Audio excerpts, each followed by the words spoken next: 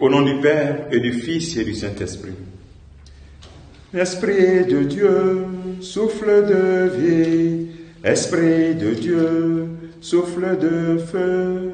Esprit de Dieu, consolateur, Dieu nous sanctifie. Ô Seigneur, envoie ton esprit et tout sera créé et tu renouvelleras la face de la terre.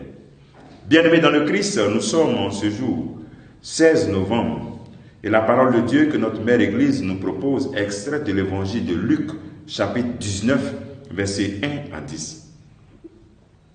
En ce temps-là, entré dans la ville de Jéricho, Jésus la traversait. Or, il y avait un homme du nom de Zachée. Il était le chef des collecteurs d'impôts et c'était quelqu'un de riche. Il cherchait à voir qui était Jésus, mais il ne pouvait pas à cause de la foule, car il était de petite taille. Il courut donc en avant et grimpa sur un sycomore pour voir Jésus qui allait passer par là. Arrivé à cet endroit, Jésus leva les yeux et lui dit, « Zachée, descends vite. Aujourd'hui, il faut que j'aille demeurer dans ta maison. » Vite, il descendit et reçut Jésus avec joie. Voyant cela, tous récriminaient. Il est allé loger chez un homme qui est un pécheur. Zachée debout s'adressa au Seigneur. « Voici, Seigneur, je fais don aux pauvres de la moitié de mes biens. Et si j'ai fait du tort à quelqu'un, je vais lui rendre 4 fois plus. » Alors Jésus dit à son sujet, « Aujourd'hui, le salut est arrivé dans cette maison, car lui aussi est un fils d'Abraham. En effet, le Fils de l'homme est venu chercher et sauver ce qui était perdu. » Acclamons la parole de Dieu. Louange à toi, Seigneur Jésus. Voici encore un bel exemple que le Seigneur nous donne à travers la réalité de Zachée. Zachée, face à la foule, de petite taille, il doit surmonter la foule et aussi sa taille. Le premier élément, cette taille qui écoute, qui ne nous permet pas de voir Jésus, c'est aussi l'expression de notre vie souvent, des médiocrités de notre vie. Les médiocrités font qu'on n'arrive pas à bien voir Jésus.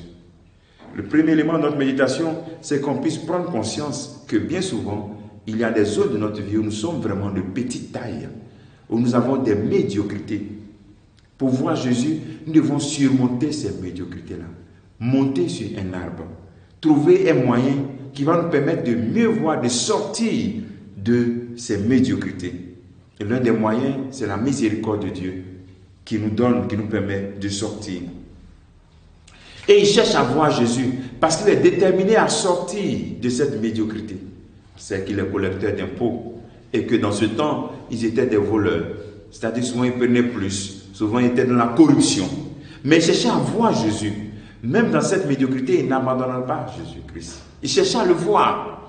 Bien souvent, quand nous sommes dans la médiocrité, nous ne voulons même pas voir Jésus. On ne veut même pas mettre les pieds à l'église. Parce que le diable nous donne cette impression qu'on n'est pas digne de voir Jésus.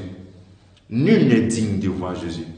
C'est lorsque son regard nous rencontre que nous retrouvons cette dignité. Donc même dans la médiocrité de ta vie, cherche à le voir. Et voici qu'en cherchant à voir Jésus, Jésus aussi le voit sur l'arbre. 2 personnes qui se cherchent, dont les regards se croisent. Souvent, nous ne savons pas ça, que Dieu nous cherche. Souvent, il passe par des sycomores. Les sycomores, ça peut être un ami. Ça peut être cette parole que tu écoutes. Un moyen pour pouvoir mieux voir Jésus. Et Jésus le rencontre, le regarde. Le regard d'amour fait qu'il descend. Jésus lui dit, je vais chez toi. Imagine qu'aujourd'hui, Jésus vient chez toi. Il vient dans ta maison. C'est-à-dire que toute la journée, il est avec toi. Imagine que Jésus est aujourd'hui avec toi dans ton travail. Est-ce que tu vas continuer à faire la corruption? Imagine que toi, en tant que célibataire ou en tant que personne seule, Jésus est dans ta maison. Est-ce que tu vas continuer à forniquer dans cette maison? Imagine qu'il est là. Il est présent. Donc Jésus vient chez toi. Lorsqu'on laisse Jésus venir dans notre maison, et qu'on le laisse vraiment entrer dans notre maison, il y a des décisions courageuses qui naissent dans notre vie. Et c'est ce que Jacques fait. Jésus est venu dans cette maison, il s'est senti aimé, parce que même dans sa misère, Jésus est venu chez lui. Et donc, il a pris des décisions de donner aux pauvres, de changer de vie. Voici l'itinéraire de Zachée. Je prie le Seigneur que cela soit aussi ton itinéraire, pour que tu puisses laisser Jésus être à côté de toi dans ta maison, l'accueillir et que son regard change ta vie. Ce que tu pourrais faire aujourd'hui, c'est d'imaginer que Jésus est à côté de toi, dans ton travail. Ce que tu fais là, dis-toi que Jésus est à côté de toi. Est-ce que ça t'amène à bien faire, à mieux faire? Voilà. Que le Seigneur nous bénisse en ce jour. Lui qui est Père, Fils et Saint-Esprit, pour les siècles des siècles. Amen.